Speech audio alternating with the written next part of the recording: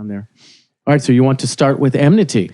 Yeah, but like we said, it was like I think that's one of the fastest songs we got. Like you said, you never heard the demo, you heard it live first, so that was like very fast process for us. Yes, and it's for you guys, it's a pretty straightforward song. There's 2 parts to it, right? It had like 5. It had 5, and you cut them out. It was Ville's demo first. Okay, it was a Ville song. Yeah, because they're always 7 minutes long. I remember that. Yeah, they're always 7 minutes long, and we were like, well, there's good riff and maybe something else, but let's toss away everything else. But we basically used the main riff from that song. And there was this cool radio chatter thing in the main riff. Yeah, kind of chop thing. Can you play it? We can listen to it afterwards. Okay. Yeah. I know, but that's why if we heard it, we'd remember all the little things, huh? Yeah. Can you play just the beginning of it? Yeah. Just like the first, then we'll get, oh yeah. Oh yeah. Obey. Yeah. That's a wicked riff. Well, you can hear the radio chatter better after the first chorus. Because this has it's there. Yeah. It's just that... Just a little effect. But you can hear it better after the first chorus. So what's that thing? How did you get the lyrics to be on there? Is that becoming a lyric video? There it is. But is that becoming very becoming lyric video, or is that a lyric video? This is like a option in Spotify. You can add your lyrics there, so people can sing along. So people can click them and look. Yeah. Very cool. Yeah, but you probably didn't hear that thing which we were talking about. But that was in the mood of the riff and the kind of like overall mood of the song was there in Ville's first demo. But I guess. Yeah, like I said, Ville's demos are always very long, which is only a good thing because then you can pick out the best parts and then arrange the other parts. Yeah, that's cool. But I think afterwards that Casper had an idea for a chorus. Yeah, and for verse, there was a really good mood in that Ville's demo. I remember it inspired a lot with the whole thing. Yeah. Well, the other thing about it is it stays in one straight key. The riff is in one key. The verses stay in the key. The chorus, even though it has a melody, it moves a little bit. The chords move a little, but it stays right in that. It doesn't. The whole song doesn't modulate anywhere. That's true. Anywhere during the song, and that's unique to your songs as well. Yeah, one of the chorus had like one more part before we went to studio with Jonas Olsson. Yeah, and he kind of like bounced the parts of the song a bit differently. And said maybe if this would be better if we take that one part off. Yeah, it was like if the chorus had like 4 melodies, we had like 1, 1, 2, 3, and after Jonas it was like 1, 1, 2, 1. Yeah, right. To return to the first melody. Yeah, that makes sense. So who is Jonas? Jonas is a super producer. He's this. Where does he live? In Helsinki. He's this Finnish songwriter, producer. He's worked with Amorphis. All right. He's worked I think with you a lot told of me when you worked with him. Yeah, but he's worked I can't with a lot keep them all straight. So Jonas Parkkinen mixing and worked on Below. Yeah. And then this Jonas worked on Enmity, and then we'll talk about the other people that worked with you on the other songs, Laurie and who else? Christopher, right? From Denmark. That's awesome. But Jonas, it was like a producing session. We had 4 songs, and we just kind of jump around them a bit. Maybe if this drum beat would work better, and just like tweaking little things. All right. And he was a really cool dude. But he's a lot of like pop music. So Amorphis is like the biggest metal thing here. So he works with writing songs with Amorphis? Writing the vocal melodies, if I understand correctly. Okay. Because they have like a separate dude doing like lyrics, and then Jonas and the singer do the vocal melodies. The singer doesn't write the lyrics? No, they have this older gentleman who is like a poet or something. Yeah. Quite interesting. Yeah. So the singer doesn't sing his own lyrics? No. I guess that's strange. Yeah. Okay. Some bands do that. Yeah. So, where and who with? So this was recorded around, and then Jonas collaborated with you, and then favorite part of the sound of the song. Oh. Do you want to start? I think this part from the very start, it has always been a main riff. So I think it's the main riff. Yeah, that's a great heavy main riff. I disagree. You don't know my opinion. I really much like the verses because they have this like the anxiety in them. And we added the anxiety with the like pick scrapes. Oh, the guitar being, and then the little notes being pulled. Yeah, and there's a like really slow pick scrape against the strings. Oh. So it kind of like stretches the intensity all the way through. So, and the melody is quite like simple, just jumping around 2 notes. So I like the verses very much. That's the best part. That's awesome. Yeah, but I know these guys like the riff because I actually had to learn the riff also in the acoustic version. Oh, it's that's really right. fun to play. You played it in the summer. Yeah. Right outside. Yeah. And do I get to answer that question too? Of course. Oh. For what? Well, first of all, this riff might be what made people think of Korn. Yeah, that's true. Yeah, that's the the only boxes. riff. Yeah, now that I hear it, I think maybe somebody could think that sounds like Korn. Yeah, it's a simple beat. So it's the first thing they hear. Yeah. Oh, you guys sound like Korn. Yeah. Anyway, to me, as I always told you guys, it's that minor to it's the minor to major. There's a minor to major change in this chorus too, right? Yeah, a small one. Yeah, it's a small one. So, like Rise, this chorus, even though it's staying in that one tonic key, it's making this.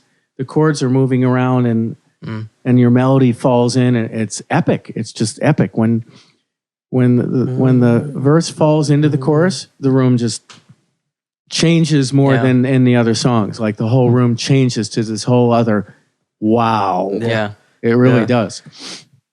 So I would say it was the chorus. But I think like we talked before we started recording this, that the few German reviews said that it sounds like Korn. But then like all the people in Finland, like all the people, some people, a lot of people, surprisingly many have said that this chorus sounds like Ghost. Yeah. Isn't that right? It could, because they take these nice melodies and put it over such. Yeah, I haven't listened that much Ghost, but I think that's like. Neither. And then there's a little bit like a Ghost, like like a little bit of preaching in the chorus, like maybe could be like making statements. And that brings us to our next question: lyrics and meaning. So, what are the lyrics saying, and what is the underlying meaning of enmity? Enmity is like really old English. And what is the definition of the word enmity? It's like long time grudge or like like two part like most recent uses I have heard about the song. It was in the TV show Vikings. They talked about long enmity between our people, like Vikings and the English, and so long history of hate, turmoil, and hate. Yeah, and the most recent use I saw it was in the newsreel about Palestine and Israel. That's a good example. Sure, them. Yeah, enmity. Yeah. Wow. Okay. Well, basically, you mean Sweden and Finland? That's a lighter version. There's some enmity there. Yeah, it's pretty mild. Yeah, it's only mild. The hockey ring. Yeah, hockey and other sports. But yeah, basically like Turku and everywhere else. Yeah, in Finland. Yeah, you should say that. Yeah. And now we're gonna sing a song about how everybody looks at Turku. But yeah, the meaning or the theme of the song is basically like enmity, like between people, and like most of all when we write the lyrics with Ville and Marcus, our former drummer, like we talk about a lot of like Nazi Germany, like how the people are like propaganda is fed to them, like they're made to believe that the other people are wrong or sick or like they have to be. Well, they did that against the Jews. The Jews were bad. And now they're doing it in Ukraine. Yeah, absolutely. So basically it's about that and how like people that they don't have their own issues at the moment very like at the moment they're like easy targets to people to manipulate their like ideas and use them as their own agendas. And to build enmity. Yeah, but basically in the chorus, the main storyteller realizes what he's done, and like he's burned. And it's destroying him. Yeah. Well, tell me the first verse. How does it go? Be my eyes, be my We have the lyrics. Yeah, we have them. We need the lyrics. Here's the lyrics. I never remember the lyrics, and I'm like playing live, like just before the song starts. Oh my God, I remember the lyrics. But and then the song starts, and then you remember it. Would you say in Enmity that works. the first line of the first verse is pretty direct and sets up the idea? Well, basically, the first line is "Be my eyes until I feel it again." So kind of like giving away the responsibility of taking like your own actions or ideas. Yeah, it's a bit like even like the how do you say it? Like the point of view guy. Yeah, the protagonist. Yeah, the protagonist. Yeah, protagonist. Point of view guy. Yep. The guy who's saying it. He's like he wants like the guidance. Yeah. Like, But he's like asking that. Through your pretty lies, I reveal my pain. So I always think about that line is like when I see like modern neo-Nazis or something like that, and they're like kind of like preaching their stupid agenda. I always feel like this guy isn't well. Like they're like projecting their own pain. Yeah, they have something wrong with themselves and they use that outside manifest to scream out their own pain, to release their anger. You're right. Not to they transfer it. Yeah. Yes. Interesting. Yeah, but what was it in the chorus like? Yeah, let's read the chorus now. The ashes of my world rains down on me like a burning sin. I could like just speak this. It could be the next episode is me just speak them just a little how you would read them in a the story. ashes of my world rains down on me like a burning sin. The burden of my past is upon me, tears me from within. Yeah, that's basically that's about it. Yeah. That's like the point of it. Like who wants to get on that bandwagon? You're done, and after that you see that you're on the ruins of your demise. I don't know. So that's a epic opening statement for the record. It's a bit gloomier than the rest of the lyrics. But it other shit. Is there any other shit about Enmity? It's a question mark. Maybe we should listen to the song. Yeah, we can listen to it. But I had to make the point that that's the statement you're opening the record with. Yeah. So does the rest of the record, do the songs tie into this idea, or is this a separate idea? Like lyrically, I would say not as a whole. So each song has its own. That's great. Yeah, but like when we discussed about the order of the songs in the album, it made sense that one of the most dark songs is the first one. Okay. And in the end, there's like a bit of hope. Well, how ironic that you always play it almost last in the show. Yeah, because it's a hit song. Well, it also is an epic song. Crowd pleaser. Like if you play it early, it's almost like the other songs can't. I mean, they can live up to it, but that's an epic thing to save for the end. Yeah. And when we made the song, like one of the first versions, we opened with Enmity many times, many shows. Yeah. But then it turned out to be one of the more popular songs. Then we thought like we need to save it. Yeah, we need to save it. So the people don't leave after. Yeah. All right. Yeah. All right. Let's listen to it and watch the lyrics as we go.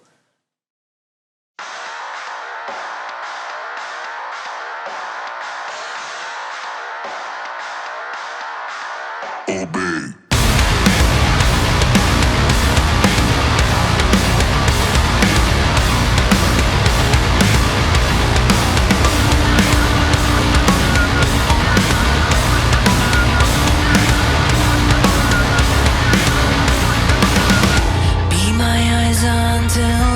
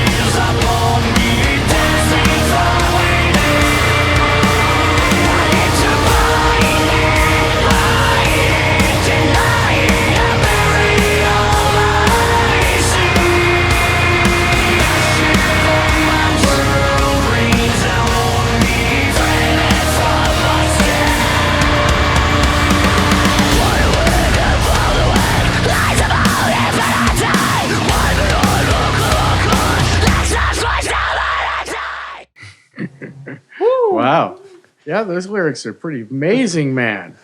I mean, if you get interviewed by a magazine and he asks you really elaborate about what those lyrics are, it would be great to be able to talk about those lines. They're all really powerful lines. They're really cool. I think we did a good job. That was that like the first song one of the first songs we actually like wrote together the lyrics in a room. Yeah, there's a lot of complex vocabulary going on there. Yeah, especially in the end. There's some nexus. Yeah, that was exactly my thoughts. Matti doesn't like to. Yeah, but that's great. That again is like Rush. Yeah, Neil Peart would write lyrics that Geddy would sing them beautifully, so you wouldn't notice, and then you'd read the lyrics and go, "What the fuck is he talking about?" But it's always the same thing when we write lyrics together. They, especially Marcus and Ville, they just always come up these complex words, and you got to figure out how to sing them. Use these and that part, because that's like, okay, this is a part where we can use how complex words if it like goes to the rhythm. Yeah, but if it was like beautiful melody and you have to be able to say nexus, nexus. Yeah, I guess it's more relatable when it's not like too complex English. But if like there are like bands like Rush that can use very complex language and still do like beautiful melodies. It works. It's great. Yeah, not only complex vocabulary, but he's an absolutely brilliant writer. Of what the story is and how it's written. It's like take all the music away, you can just read his lyrics and be like, wow, it's fucking great. Yeah. But the other point I was going to make is the chorus again. So there's, even though the chords move, the big chords move, you've got like all kinds of cool counter melodies going on. And, there's a lot of happening. And there's a lot of jazz. Like if somebody tried to play the full guitar chord of all the chords in that chorus with the bass notes and the main part of the chord and all the other things you've added. Yeah. That's why piano version, and try to get those chords all of the parts. One of my favorite things about that song is I also think it has this Western movie soundtrack. It could have a Western, because it has this really low piano. Yeah, and then it has in the chorus, like Ennio Morricone, like it could be type of like vocal thing going in, like you the counter. You should try it. Yeah, you should try it, or a cappella version. Yeah, you should. You should try to put those together, because that's the complexity and like the diversity that the reviewer that just thinks it sounds like Korn, that's going right over their head. They don't even care. They don't, and that's Korn why is a fun band. Exactly. But then they say it may be Ghost, and Ghost does have pretty more involved choruses with different weird moves and changes, but they sound so good you don't notice them. Yeah, that's true. Yeah, there's a lot of grasping at one listen on that song, so you might not actually get all the info at once. Yeah. All right. Do we have something else on Enmity? Other thoughts after listening? No, I think I've got it. Should we move on to the next song? Yeah.